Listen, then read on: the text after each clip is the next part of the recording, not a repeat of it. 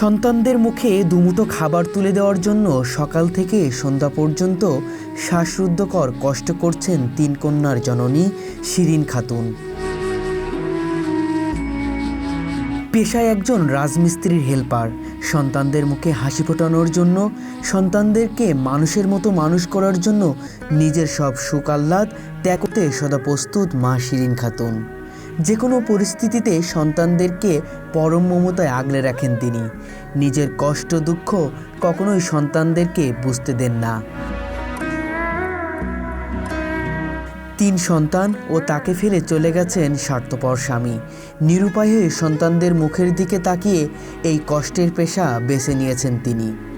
একজন মা কতটা সংগ্রামী হতে পারে তা শিরিন খাতুনকে না দেখলে বোঝা যেত না।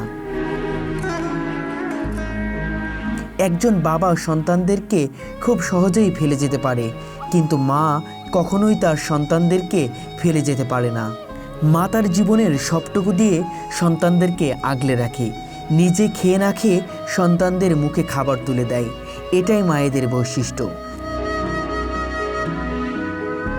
পৃথিবীতে মায়েদের সৃষ্টি হয়েছে কি শুধু কষ্ট করার জন্য?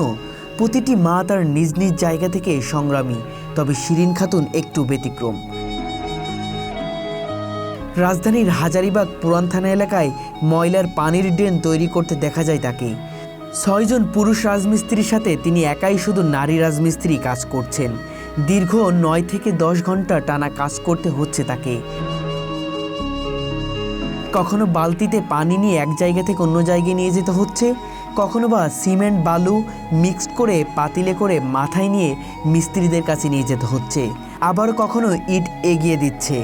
এভাবেই চলছে তার বিরামহীন কাজ।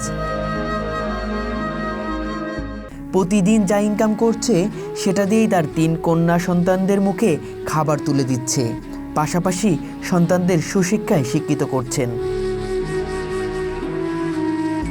পৃথিবীতে সবচাইতে মধুরতম শব্দ মা। যখন সবাই ছেড়ে চলে যায় তখন মা তার সন্তানদেরকে আঁকড়ে রাখেন।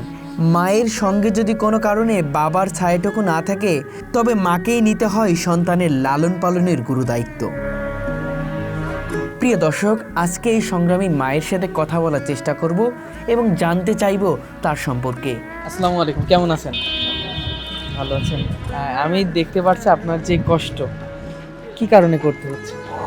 বাচ্চার জন্য কষ্ট করে যাচ্ছে। পরিবার কে কে আছে? পরিবারে আমার মেয়ে 3 মেয়ে আর আপনি, আপনার হাজবেন্ড।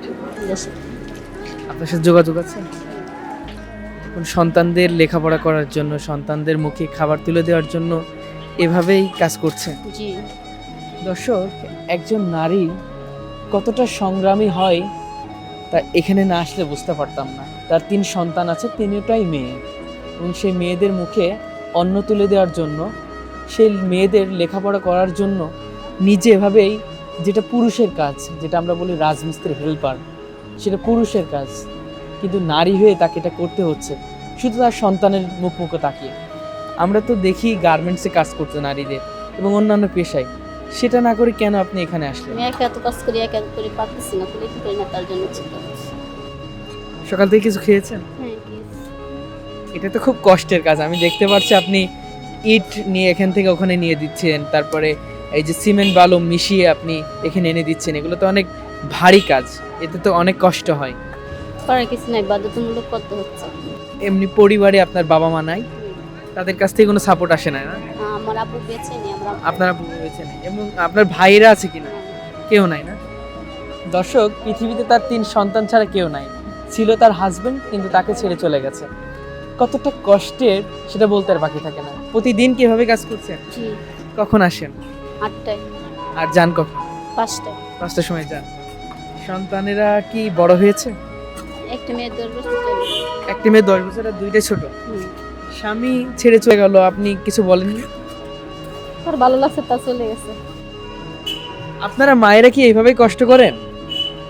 দর্শক, মায়েরা কষ্ট করে এটা কিন্তু আমাদের সকলেরই জানা, এবং একটা মা কি যে করে তার সন্তানের জন্য সেটা আপনারাও বুঝতে পারেন, কারণ আপনাদেরও মা আছে। এবং আমি আপনার কাছে জানতে চাচ্ছি, আপনার তো সন্তান আছে, এই সন্তানদের মুখে অন্ন তুলে দেওয়ার জন্য কষ্ট করছেন, মায়ের এভাবে কষ্ট করে যাবে সারা জীবন?